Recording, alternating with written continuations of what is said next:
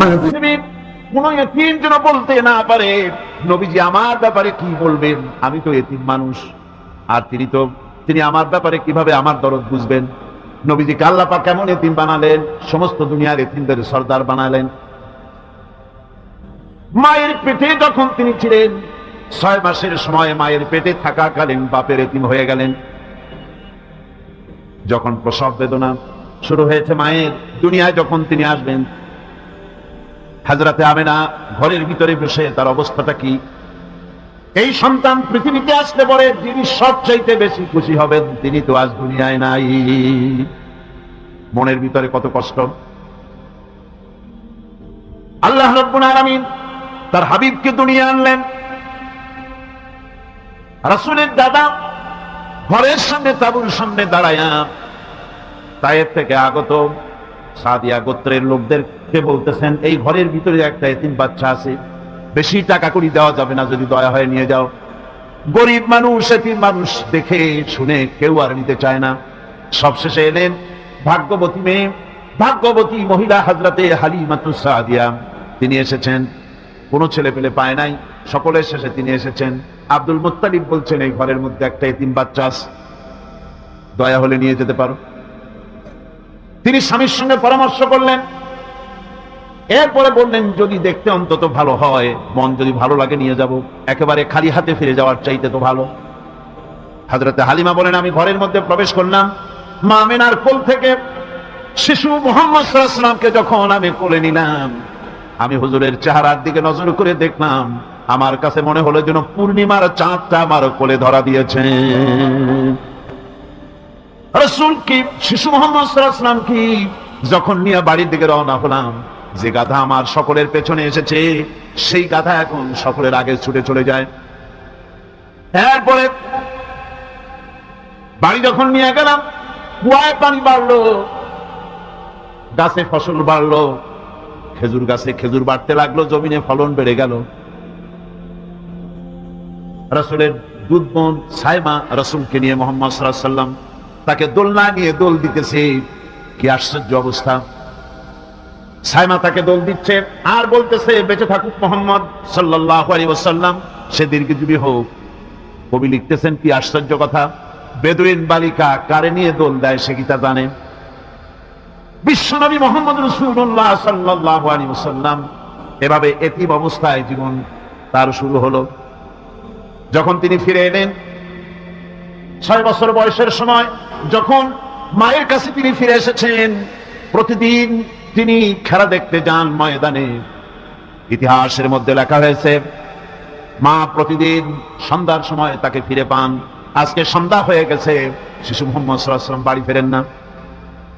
কারণ কি, কেন বাড়ি ফেরে না? সন্ধ্যার দিকে তিনি চলে গিয়েছেন পাহাড়িয়া ময়দানে, যে দেখেন ধুধু করতেছে, চতুর্দিকে সন্ধ্যা হয়ে গেছে, অন্ধকার হয়ে গেছে, কোনো ছেলে পেলে নাই, কেউ নাই। পাহাড়ের পাদদেশে বসে শিশু মুহাম্মদ সাল্লাল্লাহু আলাইহি ওয়াসাল্লাম কাঁদতেছেন। মা প্রশ্ন করলেন, বাবারে সন্ধ্যা উত্তীর্ণ হয়ে গেল, কেন একা একা বসে বসে কাঁদো? তিনি বলছেন, মাজি আজ কদিন খেলা দেখতে আসলাম ময়দানে, প্রতিদিন দেখি যখন সন্ধ্যা হয়ে যায় মুরব্বী শ্রেণীর কিছু লোক আসে, ছেলেকে নাম ধরে ডাক দেয়, ছেলেরা দৌড়ে তার বাবার কাছে চলে যায়, আর বাবা ছেলেকে কোলে নিয়ে মুখে চুমা দিয়ে বাড়ির দিকে নিয়ে যায়। আমি আজ কদিন পর্যন্ত এই ময়দানে এলাম, কোনদিন সন্ধ্যা বেলায় তো কেউ এসে আমাকে মুহাম্মদ বলে একটা ডাক দিল না। আমার আব্বা কি নাই? আল্লাহ রাব্বুল আলামিন বলেন, আলাম ইয়াজিদকা ইয়াতীমান ফাআওয়া, এরকম এতিম অবস্থায় পেয়ে আমি কি আপনাকে আশ্রয় দেই নাই? আপনাকে আমি পেয়েছি এতিম অবস্থায়, এরপরে আমি আপনারে আশ্রয় দিলাম। ওয়া ওয়াজাদাকা দাল্লান ফাহাদা, এরপরে আমি আপনাকে পথ হারা পেলাম, আমি আপনাকে পথের দিশা দিয়া দিলাম। ওয়াজাদাকা আইলান ফাআগনা, এরপরে আমি আপনাকে দরিদ্র অবস্থায় পেয়েছি, তারপরে আমি আপনার দারিদ্র মুক্ত করেছি আপনাকে। সুতরাং ফাআম্মাল ইয়াতীমা ফালা তাকহার, وأما السائل فلا تنهر وأما بنعمة ربك فحدث। সুতরাং নবী, এতিমের প্রতি নির্মম ব্যবহার করো না, এতিমের প্রতি ভালো ব্যবহার করো, নির্মমতা দেখাইও না। আর ভিক্ষুককে ধমক দিও না, রূঢ়তা দেখিও না। আর আল্লাহর নিয়ামতের প্রশংসা করো। বহুত মানুষ আছে এতিমরে গলায় ধাক্কা দেয়। মানুষ যখন ভিক্ষা নিতে আসে, গরিব মানুষ ভিক্ষা চাইতে আসছে, ওই মেয়ে আত্মাহিত জানো, দোয়া কুনুত জানো, বাড়ি যেয়ে কাজ করবা, এই সব আজে বাজে কথা বলে ভিক্ষা দেয় না। আহা, সায়েলকে ধমক দিতে রাসূল করিম সাল্লাল্লাহু আলাইহি ওয়াসাল্লাম নিষেধ করেছেন, সায়েলকে ধমক দিও না। গাড়িতে বসে যাচ্ছেন সাহেব, ট্রাফিক মোড়ে যখন সিগন্যাল জ্বললো, গাড়িগুলি দাঁড়ায় গেল, ফকির এসেছে, হাত নাই পাও নাই, বুড়া মানুষ, একটা পয়সা বার করে না। আবার এই মানুষটি ওই ফকিরকে ধমক দিয়া বার করে দিল। এরপরে এই লোকটি যখন কোনো মাজারের কাছে পৌঁছে গেল, 500 টাকার কড় করে নোটটা ফেলে দিল। বলেন টাকা দরকার কার? মরা মানুষের না জিন্দা মানুষের? কার দরকার? যার টাকা দরকার ছিল তারে দেওয়া হলো না, যার দরকার নাই তারে দেওয়া হলো। এরপরে লোকটা না খেয়ে যখন মারা গেল, পথের ফকির, রাস্তার ফকির, না খেয়ে মারা গেছে। এরপরে তার কাপড়ের কাপড় নাই, লোকটাকে রাস্তার উপরে শোয়া একটা ছেঁড়া কাপড় দিয়ে ঢেকে রেখেছে। বড় লোকেরা, সাহেবেরা তখন গাড়ি দাঁড় করে আর 5টা টাকা 2টা টাকা করে তার লাশের উপরে মারতেছে। এটা মানবতার এর চাইতে লাঞ্ছনা, মানবতার জন্য এর চাইতে গঞ্জনা আর কিছুই হতে পারে না। মানবতার প্রতি লাঞ্ছনা, এর থেকে আর দুর্গতি কি হতে পারে? বেঁচে থাকার সময় 1টা টাকা আপনি দিলেন না, মরে যাওয়ার পর বিদায় হয়েছে বালাই, এখন দেওয়া শুরু করেছে। আমার বন্ধুগণ, এই জন্য এতিমের প্রতি দরদ করার জন্য আল্লাহ পাক কোরআনের ভিতরে পরিষ্কার বলেছেন।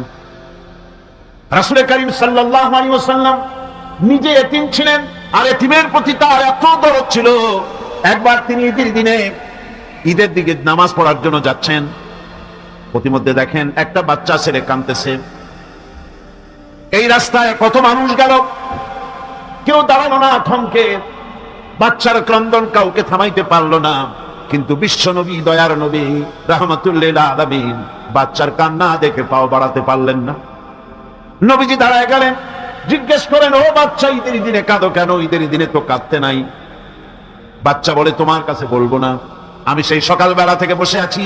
আমি যদি মক্কার আব্দুল্লাহর পুত্র মুহাম্মদ রাসূলুল্লাহ সাল্লাল্লাহু আলাইহি সাল্লামকে পাই, মনের দুঃখ তার কাছে বলবো।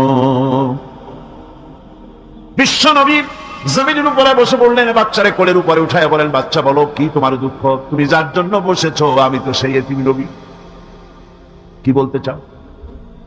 বাচ্চা বলতেছেন, ইয়া রাসূলুল্লাহ, আমার বাবা মারা গেছে। সেই ছোট্টবেলায় একেবারেই তখন মায়ের পেট থেকে আমি আসার পর বাপ মরে গেল। আমার মা আরেকজনের সঙ্গে বিয়ে বসেছে। সেই পুরুষটি আমারে দেখতে পারে না। আমার মা যদি আমারে কোলে করে এসে সহ্য করতে পারে না, আমারে চুমা খাইলে সহ্য করতে পারে না, আমারে খাবার দিলে মা মার খায়।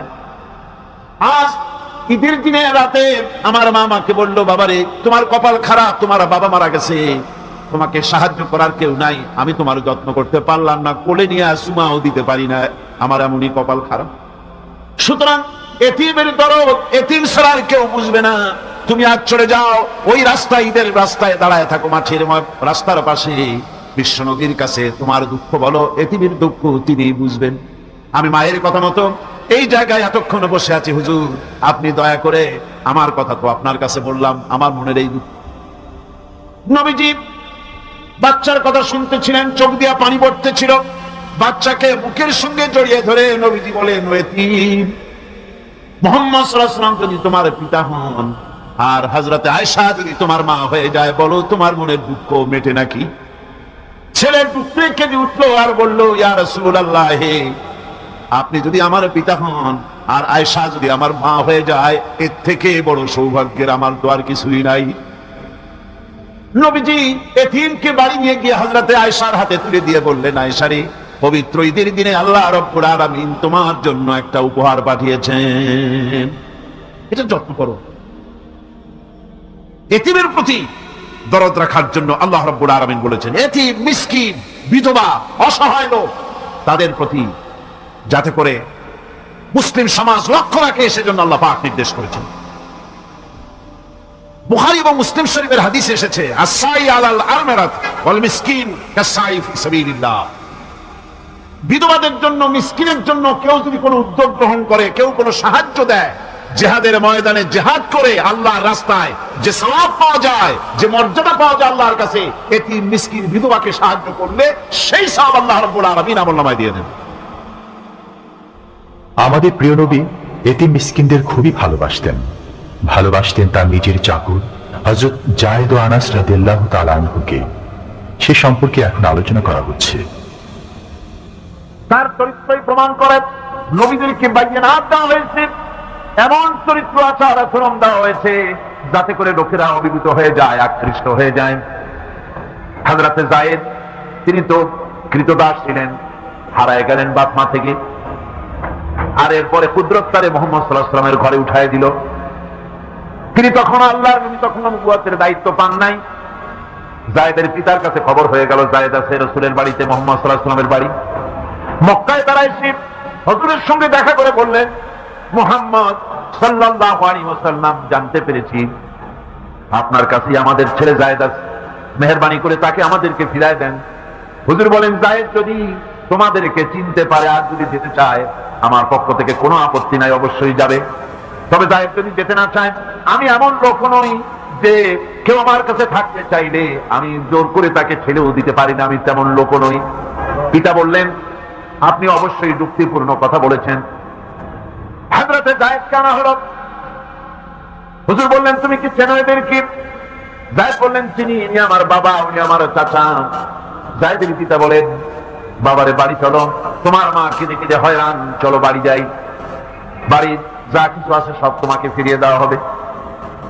হযরতে যায়েদ বলতেছেন, পিতা বাড়িতে যাচ্ছি তাই শুদ্ধ, তামাম দুনিয়াটা যদি আমারে দেওয়া হয়, এই লোকটির কাছে থেকে যে ব্যবহার পেয়েছি, আমি এই লোকের কদম ছেড়ে যেতে পারি না। তার চরিত্রই প্রমাণ করে তিনি নবী, কি ব্যবহারটা পেয়েছেন। হযরত আনাস রাদিয়াল্লাহু তাআলা ছোট মানুষ, 8 বছর বয়সের সময় হুজুরের খাদেম হয়ে হুজুরের বাড়িতে আসছে। আচ্ছা, 8 বছর বয়সের কিশোর ভুল তো করতেই পারে। গরম পানি চাইলে ঠান্ডা পানি এনে দেবেন, স্যান্ডেল চাইলে জুতো আনবেন, বিছানা বিছাইতে বললে উঠাই পড়ে, এটা স্বাভাবিক। কিশোর মানুষ, ছোট মানুষ। এবার শুনুন, বাইয়ানাত কারে বলে? নবীদের বাইয়ানাত আল্লাহ যে দিয়েছেন সেটা কি জিনিস? সেটা হলো উন্নত মানের চরিত্র, তার ব্যবহার, ওঠা বসা যা দেখলে মানুষ বুঝতে পারে তিনি আল্লাহর নবী। হযরতে আনাসের মুখে শুনুন, হযরতে আনাস রাদিয়াল্লাহু তাআলা আনহু বলেন, একাধিক ক্রমে টানা 10টি বছর রাসূলের খেদমতের ভিতরে নিয়োজিত ছিলাম। 10টি বছরের ভিতরে একটা দিনের জন্য নবীজি আমাকে ধমক দিয়ে কথা বলেন নাই। তো ধমক দিলেন না আমারে, এটা করছো কেন, এটা করো নাই কেন? সুবহানাল্লাহ বিহামদিহি। গোটা পৃথিবী সমস্ত মুমিন মুসলমানদের, পুরুষ আর নারীদের জীবন, কলিজা, রক্ত রাসূলের কদম মোবারক উৎসর্গ হয়ে যায়। মহান রব্বুল আলামিনের কাছে তার হাবিব রাসূলুল্লাহ সাল্লাল্লাহু আলাইহি ওয়াসাল্লামের ছিল বিশেষ মর্যাদা। আসুন আমরা সে সম্পর্কে আলোচনা শুনি। আমার ভাইরা, রাসূল পাক সাল্লাল্লাহু আলাইহি ওয়াসাল্লাম আল্লাহর নবী এমন এক মহান সত্তা ছিলেন যে তিনি দোয়া আল্লাহর দরবারে হাত উঁচু করতে দেরি আছে, কিন্তু দোয়া কবুল হতে দেরি নাই। হিজরত করে মদিনায় এসেছেন, নামাজ পড়তে দিন চায়, কাবা শরীফের দিকে ফিরে যদি নামাজ পড়তে পারতাম দিলটা বড় ভালো লাগতো, কিন্তু হাত উঁচু করে মোনাজাত করতেছেন না, আল্লাহর কাছে বলতেওছেন না যে আল্লাহ তুমি আমার কিবলাটা বাইতুল মুকাদ্দাস থেকে ফিরাইয়া মক্কা শরীফে বাইতুল্লাহর দিকে ফিরাইয়া দাও। মুখেও বলতেছেন না, মনেও না, শুধু আকাশের দিকে বারবার তাকাচ্ছেন, মোনাজাত করেন নাই। মনে মনে আশা পোষণ করতেছেন যদি এমন একটা ওহী নাযিল হয়ে যেত। আল্লাহ রাব্বুল আলামিন সঙ্গে সঙ্গে রাসূল যোহরের নামাজ পড়তেছিলেন, 2 রাকাত পড়া হয়ে গেছে, এমন সময় ওহী নাযিল হয়ে গেল, আদনারা তাকাল্লুবা ওয়াজহিকা ফিস সামা। ও নবী, আমি দেখতে পেয়েছি বারবার আপনি আকাশের দিকে তাকাচ্ছেন। সুবহানাল্লাহ, আমি দেখতে পেয়েছি। فَلَنُوَلِّيَنَّكَ قِبْلَةً تَرْضَاهَا فَوَلِّ وَجْهَكَ شَطْرَ الْمَسْجِدِ الْحَرَامِ। আর দেরি নাই, আপনার মনের আশা পুরো হয়ে গেছে, এক্ষুনি আপনার কিবলা পরিবর্তন করুন। হুজুর 2 রাকাত পড়েছিলেন বাইতুল মাকদাসের দিকে ফিরে, বাকি 2 রাকাত তিনি মক্কা শরীফের কাবা শরীফের দিকে ফিরলেন। আজও পর্যন্ত সেই মসজিদ আছে, সাক্ষ্য দিচ্ছে নবীর কথা কিভাবে মঞ্জুর হয়। মসজিদে কিবলা তাই মদিনা মুনাওয়ারায় সেই মসজিদ আজও আছে। রাসূল পাক সাল্লাল্লাহু আলাইহি ওয়াসাল্লাম এত বড় মর্যাদা সম্পন্ন ব্যক্তিত্ব, মহান ব্যক্তিত্বের উম্মতের মধ্যে আল্লাহ আমাদের শামিল করেছেন। শুকরিয়া স্বরূপ আমরা পড়ি আলহামদুলিল্লাহ। জোরে সোরে পড়েন আলহামদুলিল্লাহ। আমার ভাইরা, মর্যাদা এত বেশি আল্লাহ রাসূলকে আল্লাহ রাব্বুল আলামিন দান করেছেন। এই পৃথিবীতে কোন মানুষের সঙ্গে যদি আপনি বেয়াদবি করেন, তিনি আপনার বাপ হোক, তিনি আপনার মা হন, অথবা আপনার উস্তাদ হন, অথবা আপনার পীর হন, যে কেউ হোক না কেন, কারোর সঙ্গে যদি কোনো বেয়াদবি হয়ে যায় তো শুধু একটা বেয়াদবি ছাড়া আর কিছুই না। কিন্তু নবীজির সঙ্গে যদি কেউ বেয়াদবি করে, সেটা শুধু বেয়াদবি থাকে না, কুফরি হয়ে যায়। কি হয়ে যায়? কুফরি হয়ে যায়। রাসূলুল্লাহকে কেউ তাওহীন করলে, অসম্মান করলে, সমালোচনা করলে কাফের হয়ে যায়। যেমন কি হয়ে যায়? কত বড় মর্যাদা! রাসূল পাক সাল্লাল্লাহু আলাইহি ওয়াসাল্লাম তার সামনে সাহাবায়ে কেরাম বসা, হুজুর কথা বলছেন, সাহাবায়ে কেরাম তারাও কথা বলছেন। কথা বলতে বলতে এক পর্যায়ে সাহাবীদের গলার আওয়াজ বড় হয়ে গেল। হুজুরের গলার আওয়াজ শোনা যায় না, সাহাবীদের গলার আওয়াজটা বড় হয়ে গেল। আল্লাহ রাব্বুল আলামিন এতটুকু বরদাস্ত করলেন, আমার নবীর গলার আওয়াজের চাইতে তোমাদের আওয়াজ বড় হলো কেন? সঙ্গে সঙ্গে ওহী নাযিল হয়ে গেল। আল্লাহ রাব্বুল আলামিন বলেন, ইয়া আইয়ুহাল্লাযীনা আমানু লা তারফাউ আসওয়াতাকুম ফাওকা সাওতিন নবী। ও বিশ্বাসীরা, খবরদার, তোমরা যারা ঈমান এনেছো শোনো, তোমাদের গলার আওয়াজ যেন আমার নবীর গলার আওয়াজের চাইতে বড় না হয়ে যায়। যদি তা হয়, আনতাহবাতা আমালুকুম, জীবনের সমস্ত ভালো কাজগুলি আমি আল্লাহ বরবাদ করে দেব। আজ পর্যন্ত এই আয়াতে কারিমা রাসূল পাক সাল্লাল্লাহু আলাইহি ওয়াসাল্লামের রওজায়ে আতহারের সামনে সবুজ সাইনবোর্ডের উপরে সোনার অক্ষর দিয়ে এই আয়াতে কারিমা লেখা রয়েছে। সুবহানাল্লাহ। সর্বকালের, সর্বযুগের সর্বশ্রেষ্ঠ মহামানব, সর্বশ্রেষ্ঠ বিশ্বনবী, আল্লাহর পরে যার মর্যাদা, তিনি হচ্ছেন মুহাম্মদ রাসূলুল্লাহ সাল্লাল্লাহু আলাইহি ওয়াসাল্লাম। রাসূলুল্লাহ সাল্লাল্লাহু আলাইহি ওয়াসাল্লামের প্রতি মহান আল্লাহর ভালোবাসার অন্যতম নিদর্শন হচ্ছে মেরাজ। এর মাধ্যমে আল্লাহ রাব্বুল আলামিন তার বন্ধুকে নিজের সান্নিধ্যে নিয়েছিলেন। এখন আমরা শুনব সেই মেরাজের কাহিনী। দুনির ধরা থেকে রাসূলকে আরশে আজিমে নিয়ে যাওয়া হবে। বোরাক এলো। বোরাক হচ্ছে বারকুন থেকে উৎপত্তি। এর অর্থ হচ্ছে বিজলি, বৈদ্যুতিক গতি সম্পন্ন, ঘোড়ার চাইতে ছোট, খচ্চরের চাইতে বড়, এই জাতীয় একটা প্রাণীর মতো হযরতে জিবরাইল নিয়ে আসলেন। আমাদের দেশে কারো কারো বাড়িতে আয়নায় বাঁধানো থাকে এই ছবিটা। ঘোড়া আছে, 2টা ডানা আছে, মাথাটা মেয়ে লোকের মতো, চুলগুলো ঝুলে পড়ছে, নিচে লেখা আছে হাযা বুরাকুন নবী সাল্লাল্লাহু আলাইহি ওয়াসাল্লাম। আন্দাজে কোথায় পাইছে আল্লাহ? মিথ্যে কথা, বাজে কথা। আল্লাহ এরকম একটা মেয়ে লোক মার্কা ঘোড়া পাঠাইছিল হুজুরকে নেওয়ার জন্য, এটা কথা হলো। রাসূলকে মক্কা থেকে, উম্মে বাবে উম্মে হানি থেকে হুজুরকে বের করে নিয়ে যাওয়া হলো বাইতুল মাকদাসে। সমস্ত পয়গম্বর, দুনিয়া আল্লাহ যাদের পাঠিয়েছিলেন, সমস্ত রূহ উপস্থিত ছিল সেখানে। রাসূল করিম সাল্লাল্লাহু আলাইহি ওয়াসাল্লাম এখান থেকে মেরাজ করলেন। এতটুকু ছিল ইসরা।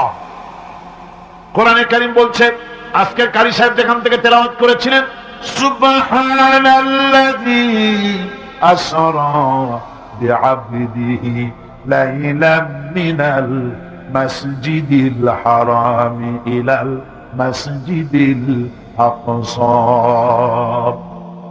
সুবহানাল্লাযী, সমস্ত দুর্বলতা, অক্ষমতা থেকে মুক্ত সেই সত্তা যিনি তার বান্দাকে ইসরা করিয়েছেন, মেরাজ করিয়েছেন। সুবহানাল্লাহ। সমস্ত দুর্বলতা, অক্ষমতা থেকে মুক্ত তিনি পার করে নিয়ে গিয়েছেন। আর পরে মুহূর্তের ভিতরে মহাশূন্য পাড়ি দিয়ে, সেই মহাশূন্য মানে কি? এইখান থেকে সূর্য কত দূরে জানেন না? 9,30,00,000 মাইল দূরে এখান থেকে সূর্য। সেই সূর্য, তারপরে রয়েছে গ্যালাক্সি, মিল্কি ওয়ে, গ্রহ নক্ষত্র, সে যে কত দূরে, যে সমস্ত তারকা, এমন বহু তারকা আছে যে তারকা সৃষ্টির পর তার আলো পৃথিবীর মাটি আজ পর্যন্ত স্পর্শ করে নাই, অথচ আলোর গতি প্রতি সেকেন্ডে কত মাইল? 1,86,000 মাইল। এই 1,86,000 মাইলের সেকেন্ড, এর মিনিট, এর ঘন্টা, এর দিন, এর সপ্তাহ, এর মাস, এর বছর, এটাকে বলা হয় লাইট ইয়ার, আলোকবর্ষ। সেই তারকা তৈরি হওয়ার পর কত সহস্র সহস্র লাইট ইয়ার চলে গেল, আজ পর্যন্ত সেই তারকার আলো পৃথিবীর মাটি স্পর্শ করতে পারে নাই। তাহলে সেই তারা কোথায়? আল্লাহ রাব্বুল আলামিন তার হাবিবকে চাঁদ, সূর্য, গ্রহ, নক্ষত্র, মহাশূন্য পাড়ি দিয়ে, তারপরে 7 আকাশ পাড়ি দিয়ে সিদরাতুল মুনতাহা পর্যন্ত নিয়ে গেলেন। জোরে কোন সুবহানাল্লাহ। এবার সিদরাতুল মুনতাহা পর্যন্ত যাওয়ার পথে যত ঘটনা ঘটলো সেগুলো আপনারা ইতিহাস থেকে পড়ে নেবেন, ওগুলি বলার সময় আমার কাছে নাই। সিদরাতুল মুনতাহায় যাওয়ার পর হযরত জিবরাইল বলেন, আর আমি যেতে পারবো না, এটা হলো বিপজ্জনক বর্ডার, আমি যদি আর এক চুল অগ্রসর হই তাহলে আমি জ্বলে পুড়ে ছাই হয়ে যাব, আমার আর যাওয়ার অধিকার নাই। হুজুর সেখানে বসে থাকলেন। জিবরাইল বলে গেলেন, এখান থেকে আপনাকে নেওয়ার কুদরতি ব্যবস্থা হয়ে যাবে। রাসূল দুনিয়ায় ফিরে এসে হযরত বেলালকে ডেকে বলেছিলেন, বেলাল গো, এমন কি আমল তুমি করো আমারে শোনাও। হযরত বেলাল বলেন, হুজুর আমার আমল তো সব আপনি জানেন। কয় না, কি করো শোনাও। বেলাল বলেন, হুজুর খাস আমলের মধ্যে এতটুকু আছে যে আমি কখনো বিনা উজুতে থাকি না, যখন উজু চলে যায় উজু করি আর উজুর ইহতিমামের জন্য 2 রাকাত নফল নামাজ পড়ি। হুজুর বলেন, বেলাল তুমি এই আমল ছাড়বা না, কারণ সিদরাতুল মুনতাহায় হযরত জিবরাইল আমারে যখন ছেড়ে চলে গেলেন, আমার একা একা বড় ভয় লাগতে লাগলো। তখন আমার মনে হচ্ছিল তুমি যেন আমার চতুর্দিকে হাঁটতেছো। আমার ভাইরা, রফরাত নামক বিছানা চলে এলো। কুদরতি এই বিছানায় চড়ে নবীজি আল্লাহ রাব্বুল আলামিনের দরবারে আরশে আজিমে পৌঁছে গেলেন। জোরে বলেন সুবহানাল্লাহ, জোরে বলেন সুবহানাল্লাহ। যেখানে পৃথিবী কোন মানুষের যাওয়া সম্ভব নয়, গোটা পৃথিবীর মানুষের মর্যাদা আল্লাহ পাক বাড়ায় দিলেন। আরশে আজিমে হুজুরকে নিয়ে গেলেন। তারপরে তিনি কথাবার্তা হুজুরের সাথে কি বললেন সেই কথাগুলি নিয়ে আমাদের দেশে কথা হলো এই যে, হুজুরকে নিয়ে আল্লাহ 5 ওয়াক্ত নামাজ দিছিলেন তো 50 ওয়াক্ত। মুসা আলাইহিস সালামের সাথে দেখা না হলে তো কাম সারছিল, আমাদের আর উপায় ছিল। আরে ভাই, শুধু নামাজ দেওয়া যদি উদ্দেশ্য হবে তাহলে রোজার মতো তো আল্লাহ দুনিয়ায় বসে দিতে পারতেন কিনা, হজের মতো, যাকাতের মতো পারতেন কিনা? শুধু নামাজের জন্য নয়, আল্লাহ পাকের কায়নাত দেখাবার জন্য আল্লাহ পাক তাকে নিয়েছিলেন। বেহেশত দেখাইছেন, দোজখ দেখাইছেন, ভালো কাজ করলে কিরকম শান্তি হবে, খারাপ কাজ করলে কিরকম শাস্তি হবে চোখে দেখাই দিয়েছেন। মুহাম্মদ রাসূলুল্লাহ সাল্লাল্লাহু আলাইহি ওয়াসাল্লামকে মেরাজ থেকে ফিরে এলেন, ঘরে এসে দেখেন উজুর পানি, উজু করে দেখেছিলেন উজুর পানি তখনও গড়াচ্ছে। যে দরজা দিয়ে বেরিয়েছিলেন দরজাটা ধাক্কায় তখনও কাঁপতেছে।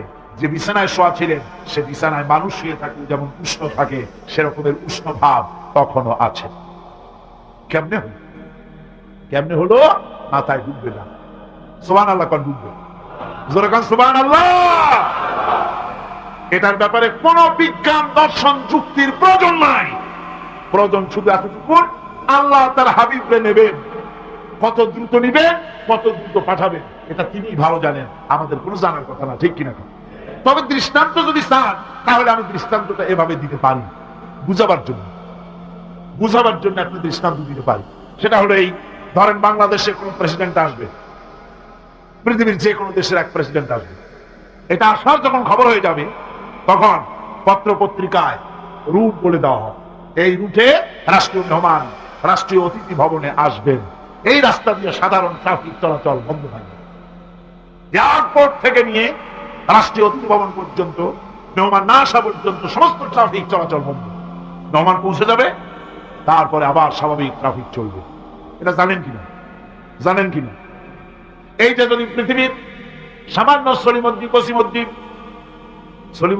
এই জন্য বলছি, আজ আছে কাল নাই, ঠিক কিনা? কন আজ মন্ত্রিত্ব গেল, কালকে রাস্তায় দাঁড়ায় বলবে রিক্সাওয়ালা আমার একটু নেওয়া, বাজারে মাছ কিনতে যাবো, ঠিক কিনা? সুতরাং এদের তো কোনো মর্যাদা নাই, আজ আছে কাল নাই।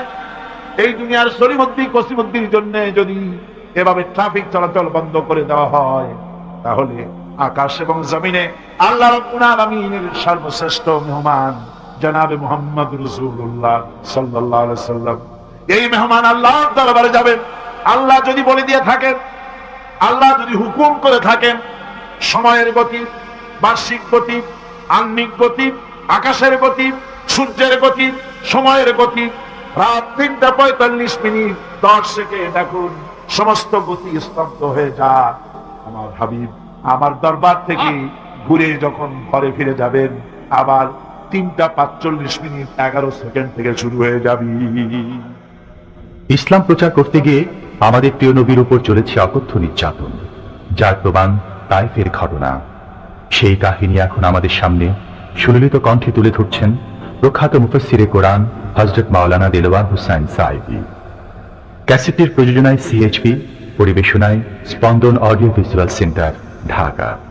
শুনুন তায়েফের কাহিনী। তায়েফের ময়দানে আমার রাসূল রক্ত দিয়েছে। আমি সেই তায়েফ সফর করেছি। সেই তায়েফ, আমি তায়েফের ইতিহাস হাদিসে পড়েছি, চোখে দেখি নাই। তায়েফের চিত্র নিজের চোখে দেখে প্রাণ ভরে কেঁদেছি, যেখানে রসুলের রক্ত পড়েছে। 3টি জায়গায় রসুলের রক্ত পড়েছে, সবচাইতে বেশি রক্ত পড়েছিল যে জায়গাটিতে, সেই জায়গায় প্রাণ ভরে কেঁদেছি। আমার স্ত্রী আমার সাথে ছিলেন। আমি তায়েফে গিয়ে লোকেরা আমাকে যখন বলল বিশ্রাম নিতে, আমি বললাম না, বিশ্রাম করবো না, আগে আমারে নিয়ে যাও। আমার রসুলকে মারছিল যে রাস্তাটা, ওই রাস্তাটা আমার আগে দেখাও। 3 দিনের না খাওয়া রাস্তা, 2 দিকে কাফেরেরা দাঁড়ানো, চতুর্দিক থেকে পাথর মারা শুরু করে দিল। আহারে, এমন সুন্দর চেহারার মানুষ দেখে কেমনে মারলো তারা। হুজুর পড়ে গেলেন, ওরা কাফেরেরা এসে জোর করে ধাক্কা মেরে হাঁটানো। আবার হুজুর পড়ে গেলেন, বেহুশ হয়ে পড়লেন। আবার ওরা উঠাইয়া জোর করে আবার হাঁটানো। তৃতীয় শেষ জায়গায় গিয়ে হুজুর বেহুশ হয়ে পড়ে গেলেন। শরীর থেকে সবচাইতে বেশি রক্ত পড়েছে সেখানে। আমি লম্বা সেজদা পড়ে এত কান্দা কাঁদছি, আরে আমার নবীজির রক্ত পড়েছে এই মাটিতে। ফেরেশতারা এসে বলছেন, হে রাসূল, আপনার এই অবস্থা থেকে আকাশের ফেরেশতারা কাঁদতে কাঁদতে অস্থির হয়ে গিয়েছে। আপনি আমাদের অনুমতি দেন, এই পাহাড় চাপা দিয়া কাফেরের কুষ্টি সাফ করে দেই। আমার নবীজি বললেন, না, আমি তা বলবো না। আমি তো পৃথিবীর মানুষকে প্রতিশোধ দিতে আসি নাই।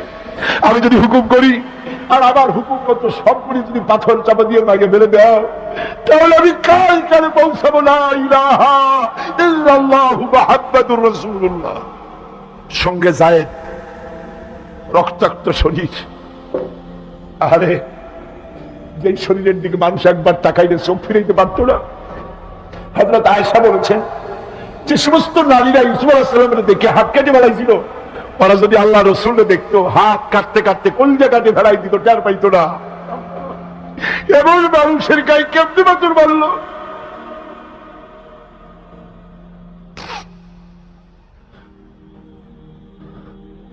রাসূল কারীম সাল্লাল্লাহু আলাইহি ওয়াসাল্লাম বসে আছেন, শরীর থেকে রক্ত ঝরছে।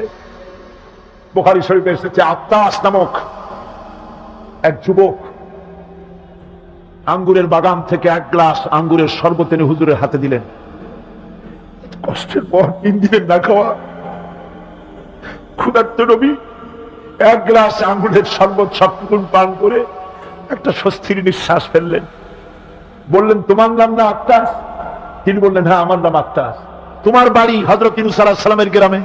বললেন যে হ্যাঁ, আমার বাড়ি ইউনূস আলাইহিস সালামের গ্রাম। যুবক জিজ্ঞেস করলেন, হুজুর, আপনি কি করে বুঝলেন আমার নাম আত্তাস আর আমার বাড়ি ইউনূস আলাইহিস সালামের গ্রামে? আপনি জানলেন কি করে? হুজুর বললেন, আমিও নবী, ইউনূস আলাইহিস সালামও নবী, এক নবীর খবর আর এক নবীর কাছে থাকে। রাসূল গায়ের রক্তগুলি ধুয়ে 2খানা হাত আল্লাহর দরবারে তুললেন। আজকে দুনিয়ায় কেউ নাই হুজুরের, খাদিজা নাই, আবু তালেবও নাই। রাসূল একা। সাহাবীরা দিনের বেলায় কাফেরদের ভয়তে হুজুরের সঙ্গে দেখা করতে পারে না। হুজুর বলেন, আমার ওই কষ্টের সময় খাদিজা নাই। ওই সব পাথরগুলি আমি আজও চিনি, যে পাথরগুলি আমি যাওয়ার সময় রাস্তায় পাথরগুলি আমাকে বলেছে, আসসালামু আলাইকা ইয়া রাসূলুল্লাহ। পাথরগুলি আমাকে সালাম করেছে। আল্লাহ পাক আমাকে সান্ত্বনা দিয়ে বলেছেন, ইয়া আইয়ুহান নবী হাসবুকাল্লাহ। ও নবী, কোনো চিন্তার কারণ নাই, আমি আল্লাহ তোমার জন্য যথেষ্ট। আবু জেহেল, আবুল আহাব, উতবা এবং শাইবা সবসময় রাসূল করিম সাল্লাল্লাহু আলাইহি ওয়াসাল্লামের বিরুদ্ধচারণে ব্যস্ত থাকত। তারা মহাগ্রন্থ আল কোরআনের উৎস জানার চেষ্টা করল। এই সম্পর্কে মুহতারাম মাওলানা আলোচনা করছেন। আবু জেহেল, আবু লাহাব, উতবা, শাইবা এরা সবাই রাসূলের ঘরের চার কোণায় দাঁড়িয়ে কোরআনে কারীম তারা আবিষ্কার করতে গেছে যে মুহাম্মদ সাল্লাল্লাহু আলাইহি ওয়াসাল্লাম কোরআনের নামে যে কথাগুলি বলেন, এই কথাগুলি তিনি কোত্থেকে আবিষ্কার করেন, কোথা থেকে পান? তিনি কি কোনো কবির কাছ থেকে ট্রেনিং নেন? কোথা থেকে এগুলি পান তিনি? তাই জানার জন্য ওরা গিয়ে, আবু জেহেল যে গিয়েছে আবু সুফিয়ান তা জানে না, উতবা যে গিয়েছে শাইবা তা জানে না, একে অপরের অজান্তে ঘরের চার কোণায় দাঁড়িয়ে আছে।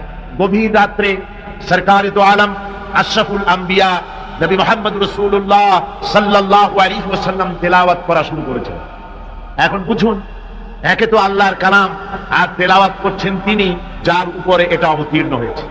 একটু আগে যে কারি সাহেব তেলাওয়াত করতেছিলেন, কি বলেন, কেমন লাগলো? সুবহানাল্লাহ, সুবহানাল্লাহ, মনে হচ্ছিল সারা রাত তেলাওয়াত হোক আর শুনতে থাকি। এখন বুঝুন যে রাসূল নিজে তেলাওয়াত করতেছেন। আবু জেহেল, আবু সুফিয়ান, উতবা, শাইবা আল্লাহর নবীর ঘরের চার কোণায় দাঁড়িয়ে নবীজির তেলাওয়াত করা কোরআনে কারীম শুনতেছে। ওদের মনে মনে চিন্তা জাগলো, আরেকটু শুনে তারপরে বাড়ি যাব, আরেকটু শুনে নেই তারপরে বাড়ি যাব। এভাবে করে চিন্তা করতে করতে নবীজির মুখে আল্লাহ রাব্বুল আলামিনের কালাম শুনে শুনে চারটা কাফেরের জন্য ফজরের রক্ত হয়ে গেছে।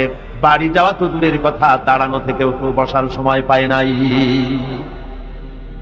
কোরআনে কারীমের আকর্ষণ, এ মহব্বত মানুষকে এভাবে টেনে আনে। দেখুন, শুধুমাত্র লিফলেট ছড়ানো হয়েছে আর পত্রিকায় একটু এসেছে তাফসীরুল কোরআন মাহফিল হবে। 3 দিনের মাহফিলের প্রথম দিনই মাঠের কাম সারা হয়ে গেছে। এরপরে কাল এবং পরশু কি হাসর হবে আল্লাহ রাব্বুল আলামিন ভালো জানেন। আমার ভাইরা, এই আকর্ষণ আমি বলে থাকি, আল্লাহর কসম, এই আকর্ষণ সাইদি নয়, এই আকর্ষণ আল্লাহ রাব্বুল আলামিনের কোরআন মাজিদ। এর থেকে যারাই এই কোরআন থেকে মানুষকে বিচ্ছিন্ন করতে চাইবে, ওরাই জনগণ থেকে চিরতরে বিচ্ছিন্ন হয়ে যাবে। বন্ধুগণ, আবু জেহেল, আবু সুফিয়ান, উতবা, শাইবা 4 জন রওনা করেছে সকালবেলায়। আবু জেহেল জিজ্ঞেস করছে, আবু সুফিয়ান রে কখন আসছো? অত রাত্রে। উতবা, শাইবা তারাও বললো মুখ রাত্রে। কেউ কোনো কথা বলে না। আবু সুফিয়ান বলছে, ভাই আবু জেহেল, যদি তুমি রাগ না করো একটা কথা কই। হ্যাঁ, বলতে পারো। দেখুন, এই যে সারা রাত ধরে মুহাম্মদ সাল্লাল্লাহু আলাইহি ওয়াসাল্লামের মুখে আল্লাহর কালাম শুনলাম, আমার মনের বিশ্বাস, লাত মানাতের কসম করে বলতে পারি, এই কথা মানুষের বানানো হতে পারে না। এটা কোন ঐশ্বরিক বাণী হবে, এটা মানুষের। আবু জেহেল বলছে, দেখো ওই কথাটা আমারও, কিন্তু মুশকিল হলো এই, আমরা হলাম লিডার, আমরাই যদি এতে আকৃষ্ট হয়ে পড়ি, তাহলে তো আবু বকর, ওমরের মতো আমরাও পাগলামি করে বুঝবো, আমরা ওই দলে চলে যাব, আমরাও মুসলমান হয়ে যাব। সুতরাং আমি বুঝতে পেরেছি তোমাদের কোরআন শোনার পাগলামিতে ধরেছে, তোমরা আমার হাতে হাত দাও, তওবা পড়ো। এই জায়গায় কোরআন শুনতে আর কোনো দিন আসবে না। কি করবে? ইচ্ছের বাইরে নেতাকে খুশি রাখতে হয়, তাই বাধ্য হয়ে সবাই তওবা করল। তওবা করে বাড়ি চলে গেছে। সন্ধ্যা যখন পার হয়ে গেল, আবু সুফিয়ান ভাবলো, আবু জেহেল নিজেই যখন তওবা পড়িয়েছে, সে তো আর আসবে না, আর উতবা, শাইবা আবু জাহেলের ভয়তে যাবে না। আমি আজকে একা একা মুহাম্মদ সাল্লাল্লাহু আলাইহি ওয়াসাল্লামের ঘরের কোণায় গিয়ে প্রাণ ভরে কালামুল্লাহ শুনবো। উতবাও তাই ভেবেছে, শাইবাও তাই ভেবেছে। এদিকে আবু জেহেল মনে মনে ভাবলো, ওরা 3 জনে আমার হাতে তওবা পড়েছে, আমার নেতৃত্বের প্রভাব, আমার ভয়তে ওরা কেউ আসবে না। আজকে একা আমি মজা করে সারা রাত শুনবো মুহাম্মদ সাল্লাল্লাহু আলাইহি ওয়াসাল্লামের মুখে আল্লাহর কালাম। গত রাত্রের মতো আজও সব হাজির হয়ে গেছে ঘরের কোণায়। আসবেই, এটাই তো স্বাভাবিক, আসাটাই স্বাভাবিক। গত বছর কোরআনে কারীমের তাফসীরের মাহফিলে বাধা দিল। একটা পত্রিকায় দেখলাম হরতালও সফল, তাফসীরও সফল। তো আমি দেখলাম যে হেডিংটা তো খুব ভালোই, খবরটা পড়লাম, দেখলাম একটা প্রতিবেদন লিখেছেন তিনি লিখলেন যে কোরআন বিরোধীরা তারা হরতালের ডাক দিল। এখন আজকাল পাগলের ডাক দিলেও হরতাল হয়ে যায়, কি তার দামি গাড়িটা রাস্তায় বের করে ভাঙবে। হরতালের ডাক দিয়েছে তো হরতাল হলো, কল কারখানা বন্ধ হয়ে গেল, দোকানপাট বন্ধ হলো। এখন কল কারখানার শ্রমিক আর দোকানপাটের শ্রমিক আর মালিক সারাদিনের কোনো কাম নাই, সব তাফসীরের মাহফিলে হাজির। কথা বুঝলেন? শেষ পর্যন্ত এও দেখা গেল আমার কাছে রিপোর্ট এসেছে, যারা বাধা দিয়েছিল তারা কয় যে কিছু টাকা তো পাই, কাজে কিছু না করলে টাকাটা হালাল হয় কেমন? শেষ পর্যন্ত ওরাও চাদর মুড়ি দিয়ে তাফসীরের মাহফিলের কোনায় ওরাও দাঁড়ায় গেছে। সুবহানাল্লাহি ওয়া বিহামদিহি। এটা কোরআনের আকর্ষণ, এর থেকে মানুষকে ছুটানো যায় না, মুসলমানকে এর থেকে বিচ্ছিন্ন করা যায় না। চারো কাফের আজও এসে হাজির হয়েছে রাসূলের চার একে অপরের অজান্তে। এরপরে রাত যখন শেষ হয়ে আসে তখন আবু জেহেল মনে করলো আর দাঁড়ানো ঠিক না, আবু সুফিয়ান, উতবা, সাইবা ওরাও মনে করলো আর দাঁড়ানো ঠিক না। তখন অন্ধকারের ভেতর দিয়ে ছুট দিয়েছে যার যার বাড়ির দিকে। এখন অন্ধকারের মধ্যে ছুটতে গিয়ে একজন আর একজনের মধ্যে ঠেলে উঠেছে। আবু জেহেল ঠেলার চোটে ঘাবড়ে গিয়েছে, বললো কে? ভাই আমি আবু সুফিয়ান। তুমি কেডা? কয় যে আমি আবু জেহেল। আবু জেহেল বলছে, আবু সুফিয়ান কালকে তুমি আমার হাতে তওবা পড়লে আজকে আসলে কেন? কয় যে দেখো মাতবাড়ি সব জায়গায় চলে না, তুমি আসলা কেন সেটা কওয়া। চারজন চলতেছে। আবু জেহেল বললো যে শোনো, কোরআনে কারীম শোনা থেকে মানুষকে আমরা বন্ধ করতে পারবো না, আইন পাশ করতে হবে, আইন করে কোরআন শোনার পথকে রুদ্ধ করে দিতে হবে। এরপরে তারা আইন পাশ করলো। কি আইনটা পাশ করলো? আল্লাহ রাব্বুল আলামিন কোরআনে কারীমে ওদের সেই আইনটা, ওরা যেটা পাশ করলো ওইটা কোরআনে কারীমে আল্লাহ কোট করে রাখলেন। যেহেতু আবু জেহেল মরে যাবে, কিন্তু তার নাতিরা তো মরবে না, ওর নাতিরা তো থাকবে কিয়ামত পর্যন্ত, ওর দৌহিত্র, ওর পৌত্র যা কিছু আছে এগুলো বেঁচে থাকবে দীর্ঘদিন। ওরাও যে এই একই আচরণ করবে তা যেন মুসলমানেরা বোঝে, এই জন্য ওদের সেই আইনটা আল্লাহ রাব্বুল আলামিন ওরা বললো কি কোরআন সম্পর্কে, তা কোরআনে কারীমে আল্লাহ কোট করে রাখলেন। কি? وقال الذين كفروا لا تسمعوا لهذا القرآن والغوا فيه। আজকে প্রথমেই তেলাওয়াত হয়েছে আয়াত। আমার বন্ধুগণ, আল্লাহ পাক কোরআনে কারীমে বলছেন কাফেররা সিদ্ধান্ত নিল লা তাসমাউ লিহাযাল কুরআন, কোরআন শরীফ শুনো না, কোরআন শরীফ কোরআনে কারীম শুনতে যেও না। ওয়ালগাউ ফি, কোরআন তো শুনবেই না, বরং কোরআনের আলোচনা, কোরআন যেখানে আলোচনা হয়, তেলাওয়াত হয়, সেখানে বাধার সৃষ্টি করো, বাধা দাও, ডিস্টার্ব করো, সর্বরকমের বাধার দিয়ে কোরআনে কারীম শোনার পথকে বন্ধ করে দাও। হাজারো প্রচেষ্টা চললো কোরআনে কারীম বন্ধ করে দেওয়ার জন্য, কিন্তু কোরআনে কারীম এটা কি বন্ধ হওয়ার জিনিস? কি বলেন বন্ধ হওয়ার জিনিস? ওরা বললো কি যে যদি ডিস্টার্ব করো, যদি এভাবে বন্ধ করে দিতে পারো তাহলে তোমরা জয়ী হতে পারবে, আর যদি কোরআনের আন্দোলন চলে তাহলে তোমরা জয়ী হতে পারবে না, তোমাদের ক্ষমতা শেষ হয়ে যাবে। আমার ভাইরা, রাসূল পাক সাল্লাল্লাহু আলাইহি ওয়াসাল্লাম হজের মৌসুম এলো, কাবা শরীফের কোনায় বসে তেলাওয়াত করতেছে। আবু জেহেল করেছে কি, ঘরে বাইরের থেকে যত হাজিরা এসেছে হজ করতে, ওদের তাঁবুতে গিয়ে গিয়ে বলছে শোনো, আমাদের দেশে একটা পাগল, নাম তার মুহাম্মদ, নাউযুবিল্লাহি মিন যালিক, বলছে নাম তার মুহাম্মদ সাল্লাল্লাহু আলাইহি ওয়াসাল্লাম, তাকে জেনে ধরেছে, খবরদার তার কথা শুনতে যাও না, সে একটা পাগল মানুষ, তার কাছেও যাও না, কি বলে তাও শোনো। এখন অবস্থাটা এই হয়েছে, বাইরের থেকে যারা এসেছে তারা তো মুহাম্মদ সাল্লাল্লাহু আলাইহি ওয়াসাল্লামের নাম জানে না। আবু জেহেল নিজে গিয়া ঘরে ঘরে হুজুরের নামটা পরিচয় করায় দিয়ে আসে। এরপরে এই সমস্ত মানুষের একটা কৌতূহল, এই কোন জিনিস সম্পর্কে মানুষকে যদি নিষেধ করা হয় সেই জিনিসটা জানার জন্য, দেখার জন্য মানুষের কিউরিসিটি জাগে বেশি। এখন যখন নিষেধ করা হলো, লোকেরা ভাবলো নেতা বলেছে শুনবো না কি বলে, কিন্তু পাগলটা কেমন একটু দেখে আসি না। চলে গেছে কাবা শরীফের পাশে, যায়া রাসূল সাল্লাল্লাহু আলাইহি ওয়াসাল্লামের চেহারা মোবারকের দিকে, তার চেহারা আনোয়ারের দিকে যখন এরা তাকিয়েছে, রাসূল পাক সাল্লাল্লাহু আলাইহি ওয়াসাল্লামের চেহারা মোবারকের দিকে তাকিয়ে ওরা বলছে এই লোকটা কি পাগল হতে পারে? এত সুন্দর চেহারার মানুষ, সে কি কোনোদিন পাগল হতে পারে? নিশ্চয়ই পারে। রাসূল পাক সাল্লাল্লাহু আলাইহি ওয়াসাল্লামের চেহারা মোবারক, সুবহানাল্লাহ, মানুষের যদি নজর পড়ে যেত আল্লাহ রাসূলের প্রতি, সেই চেহারা থেকে মানুষ চোখ ফিরাতে পারত না। হাদিস শরীফে এসেছে রাসূল যখন ঘেমে যেতেন, ঘামের বিন্দুগুলি যখন গলার উপরে, কপালে, গালের উপরে যখন জমতো, দূরের থেকে এটাকে মুক্তোর দানার মতো বলে মনে হতো। এত সুন্দর চেহারা আল্লাহ রাব্বুল আলামিন তাকে দিয়েছিলেন। ওরা বলল এই লোক কি কোনোদিন পাগল হতে পারে? আমরা তো পাগল দেখেছি, চুলগুলো থাকে উস্কু খুস্কু, দাড়ি একটা থাকে এদিক, আরেকটা থাকে ওদিক, দাঁতে থাকে ময়লা, চোখগুলো থাকে উদাস উদাস ভাব, হাতে থাকে নখ, জামা কাপড় ময়লা, বিশ্রী, এই তো পাগলের পরিচিতি। আর এত সুন্দর সুবিন্যাস্ত, শস্ত্র মণ্ডিত সুন্দর চেহারা, মাথার চুলগুলো এত সুন্দর ভুরু, টানা টানা আঁখি, এত সুন্দর মানুষ আমরা জীবনে কোনোদিন দেখি নাই। এ তো কখনো পাগল হতে পারে না। দেখি না বলে কি, কানের থেকে আঙ্গুল খুলে ফেলেছে, আর অমনি রাসূল পাক সাল্লাল্লাহু আলাইহি ওয়াসাল্লামের তেলাওয়াত করা কালামে পাক ওদের কানের মধ্য দিয়ে ঢুকে কলিজায় স্পর্শ করেছে।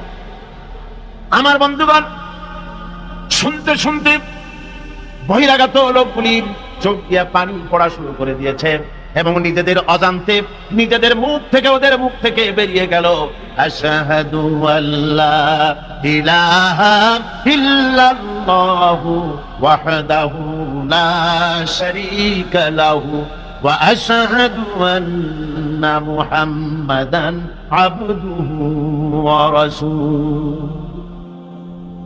কাফেরদের সাথে রাসূলুল্লাহ সাল্লাল্লাহু আলাইহি ওয়াসাল্লাম হুদায়বিয়া সন্ধি করেন। এর কিছু কিছু শর্ত সাহাবীদের পক্ষে মানা খুবই কষ্টকর ছিল, কিন্তু কৌশলগত কারণেই তারা এই চুক্তি মেনে নিয়েছিলেন। এবারে প্রসঙ্গ হুদায়বিয়ার সন্ধি। হুদায়বিয়ার দিনে, হুদায়বিয়ার সন্ধির দিনে সন্ধিপত্র লেখা হলো, হুজুরের নাম লেখা হলো মুহাম্মাদুর রাসূলুল্লাহ। তার পক্ষ থেকে কুরাইশদের মধ্যে চুক্তিপত্র লেখা হচ্ছে। কুরাইশরা বলল, মুহাম্মদ সাল্লাল্লাহু আলাইহি ওয়াসাল্লামের নামের সামনে যদি রাসূলুল্লাহ লেখো তাহলে তো চুক্তির কোনো দরকার নাই, আমরা তো তাকে রাসূল মানি না, নাউযুবিল্লাহ। মুহাম্মদ বিন আব্দুল্লাহ যদি লেখো তাহলেই আমরা এই চুক্তি মানব। রাসূল করিম সাল্লাল্লাহু আলাইহি ওয়াসাল্লাম হযরত আলীকে ডাকলেন, আলী গো, চুক্তিপত্রে যেখানে আমার নাম মুহাম্মদুর রাসূলুল্লাহ লেখা আছে, আমার নামের সামনে থেকে রাসূলুল্লাহ নামটা বাদ দিয়ে দাও, মুহাম্মদ বিন আব্দুল্লাহ লেখ। হযরত আলী বলছেন, ইয়া রাসূলুল্লাহ, সারা জীবন আপনার গোলামি করেছি, যা বলেছেন তাই শুনেছি, জীবনটাও আপনার জন্য দেওয়ার জন্য প্রস্তুত আছি, ভবিষ্যতেও যত কথা বলবেন সব মাথা পেতে মেনে নেব, কিন্তু আজকের এই হুকুম আমার পক্ষে মানা সম্ভব হবে না। আমি আলীর পক্ষে কিছুতেই সম্ভব নয় যে আল্লাহর নবীর নামের সামনে থেকে মুহাম্মদুর রাসূলুল্লাহ আমি কেটে দেব। রাসূলুল্লাহ শব্দ আমি কাটতে পারবো না, এটা আমার পক্ষে সম্ভব নয়। নবীজি বললেন, আলী, কোন জায়গায় রাসূলুল্লাহ লেখা আমারে দেখো, আমি কেটে দিই।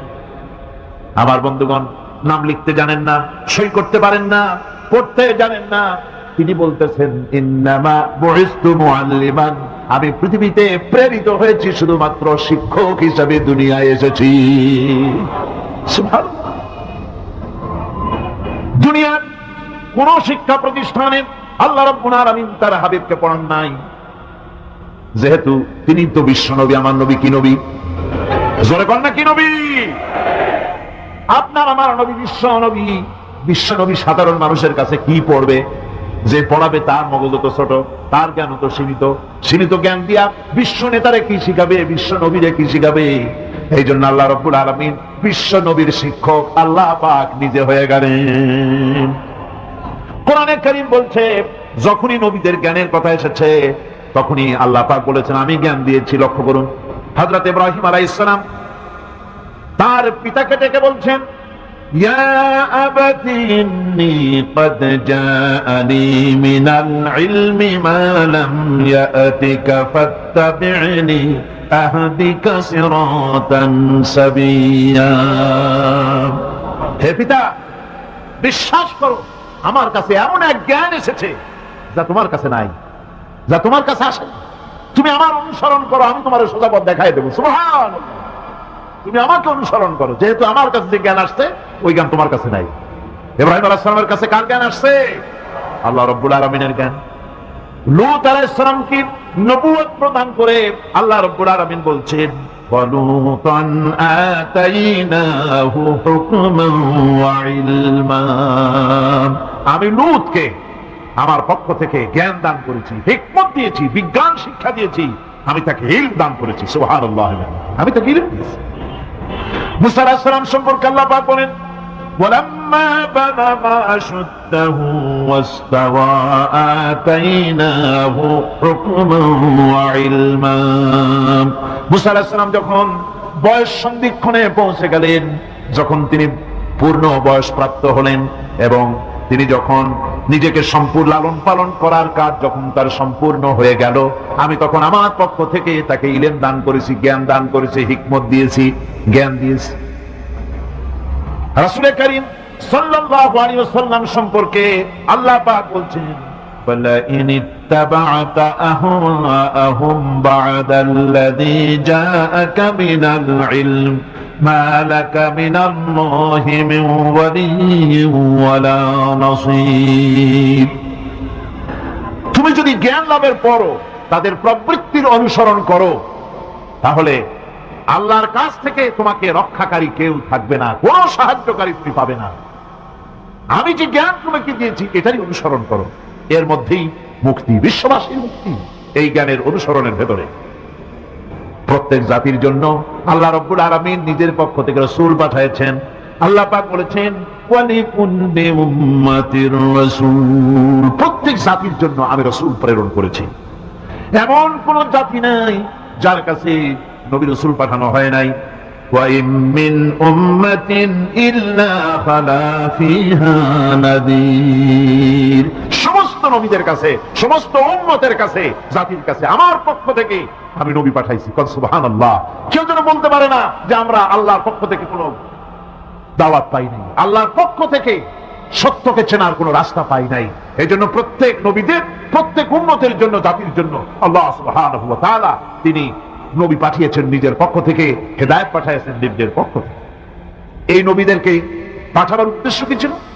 কোরআনে কারিমে আল্লাহ পাক বলেন, আমাদের নবীকে আল্লাহ পাক ডেকে বলছেন আলিফ লাম রা কিতাবুন আনজালনাহু ইলাইকা লিতুখরিজান নাসা মিনাজ যুলুমাতি ইলান নূর। আলিফ লাম রা কিতাবুন আনজালনাহু ইলাইকা লিতুখরিজান নাসা মিনাজ যুলুমাতি ইলান নূর। এই কিতাব আমি আপনার উপর অবতীর্ণ করেছি। এ হচ্ছে একখানা কিতাব। এই কিতাবখানা আমি আপনার প্রতি অবতীর্ণ করেছি। এই জন্য করেছি কিতাব অবতীর্ণ, যাতে করে মানব মণ্ডলীকে পঞ্জীভূত অন্ধকারের ভিতর থেকে বের করে আলোর দিকে নিয়ে আসতে পারেন। এই বিশ্ব হচ্ছে অন্ধকারে ভরা। পৃথিবীতে মানব রচিত যত মতবাদ আছে সব হচ্ছে অন্ধকার। সবগুলি কি? অন্ধকার। এই অন্ধকারের ভিতর থেকে আলোর দিকে নিয়ে আসবেন। আলো হচ্ছে কি? ইসলাম। আলো হচ্ছে কোরআন। কোরআনের দিকে নিয়ে আসবে, ইসলামের দিকে নিয়ে আসবে। সেই জন্য আমি আপনার প্রতি এই কোরআন অবতীর্ণ করেছি। আমার ভাইয়েরা, সকল আসমানি কিতাবের উপরে আমাদের ঈমান আনা লাগবে। শুধুমাত্র কোরআন শরীফের উপরে নয়, সকল কিতাবের উপর ঈমান আনতে হবে। কোরআনকে যেমন মানি, মুহাম্মদ সাল্লাল্লাহু আলাইহি ওয়াসাল্লামকে যেমন মানি, সব নবীদের উপরে ওই রকম ঈমান আনতে হবে। কোরআন যেমন মানি ওই রকম করে সমস্ত কিতাবের উপরে ঈমান আনতে হবে। এটার শর্তই দেওয়া হয়েছে, মুমিন হচ্ছে তারা ওয়াল্লাযীনা ইউমিনুনা বিমা উনজিলা ইলাইকা ওয়া মা উনজিলা মিন ক্বাবলিক। মুমিন হচ্ছে সেই সব লোক, মুত্তাকি হচ্ছে তারা যারা তোমার উপরে নাযিলকৃত কিতাবের উপর ঈমান এনেছে এবং এর আগে যত কিতাব আসছে সমস্ত কিতাবের উপর ঈমান এনেছে। তারাই হচ্ছে মুত্তাকি, তারাই হচ্ছে মুমিন। আল্লাহ পাক বলেন نزل عليك الكتاب بالحق مصدقا لما بين يديه। আল্লাহ তোমার প্রতি সত্য সহকারে যে কিতাব নাযিল করেছেন আর এর পূর্বে আগত সকল কিতাবের উপরে এর সত্যতা প্রমাণ করে। এই কোরআন হচ্ছে আগের যত কিতাব নাযিল হয়েছে সমস্ত কিতাবের সত্যতা প্রমাণকারী কিতাব। এই জন্য মুমিনদেরকে বলতে বলা হয়েছে কুল আমান্না বিল্লাহি ওয়া মা উনজিলা আলাইনা ওয়া মা উনজিলা আলা ইব্রাহিম ওয়া ইসমাঈলা ওয়া ইসহাক ওয়া ইয়াকুব ওয়াল আসবাত। বলো আমরা ঈমান এনেছি আল্লাহর প্রতি, আমাদের প্রতি অবতীর্ণ কিতাবের প্রতি, আর ইব্রাহিম, ইসমাঈল, ইসহাক, ইয়াকুব এবং তার আওলাদদের প্রতি যে কিতাব অবতীর্ণ হয়েছে সমস্ত কিতাবের উপর আমরা ঈমান এনেছি। وما أوتي موسى وعيسى والنبيون من ربهم لا نفرق بين أحد منهم ونحن له مسلمون। আর মুসা, ঈসা, অন্যান্য নবীদের উপরে যত কিতাব অবতীর্ণ হয়েছে সমস্ত কিতাবের উপরে আমরা ঈমান আনতেছি। আর আমরা হচ্ছি আল্লাহ পাকের আজ্ঞাবহ, আমরা হচ্ছি আল্লাহ পাকের বান্দার মধ্যে আমরা শামিল। আল্লাহ পাক বলছেন এই পৃথিবীতে আমি যত নবী পাঠাইছি সমস্ত নবীদের সাথে তিনটা জিনিস দিয়েছি। কয়টা জিনিস? তিনটি জিনিস দিয়েছি সমস্ত নবীদের। لقد أرسلنا رسلنا بالبينات وأنزلنا معهم الكتاب والميزان ليقوم الناس بالقسط নিঃসন্দেহে আমি নবীদেরকে স্পষ্ট নিদর্শনাদি সহ এই পৃথিবীতে পাঠিয়েছি এবং সেই সঙ্গে তাদেরকে কিতাব দিয়েছি আর তাদেরকে মিজান দান করেছি, বাইয়িনাত দান করেছি। তিনটা জিনিস দিয়েছি, এক দিলাম বাইয়িনাত, আর এক দিলাম কিতাব, আর এক দিলাম মিজান। কয়টা হলো? তিনটা। বাইয়িনাত কি? বাইয়িনাত হলো, বাইয়িনাত বলা হয় এমন জিনিসগুলি কি যা একজন নবীর আচার আচরণ দেখে বুঝতে পারা যায় নিঃসন্দেহে ইনি আল্লাহর নবী। সুবহানাল্লাহ। এটাই হচ্ছে বাইয়িনাত। তার চরিত্র, তার আচার আচরণ, এগুলি প্রমাণ করে তিনি নবী। আমার বন্ধুগণ, হযরতে খাদিজা রাদিয়াল্লাহু তাআলা আনহা যখন ইসলামের দাওয়াত পেয়েছিলেন, আল্লাহর নবীর পক্ষ থেকে যখন দাওয়াত পেলেন, নবুয়তের তাওহীদের যখন দাওয়াত পেয়েছিলেন, একজন স্ত্রী হিসেবে তার স্বামীর প্রতি এত শ্রদ্ধা, স্বামীর প্রতি এত ভক্তি শ্রদ্ধা, অনাবিল ভক্তি শ্রদ্ধা, যার কারণে হযরতে খাদিজা একটা মুহূর্তের জন্য, এক সেকেন্ডের জন্য দেরি করেন নাই, কোনো প্রশ্ন তোলেন নাই যে আপনি নবী হইলেন কেমনে,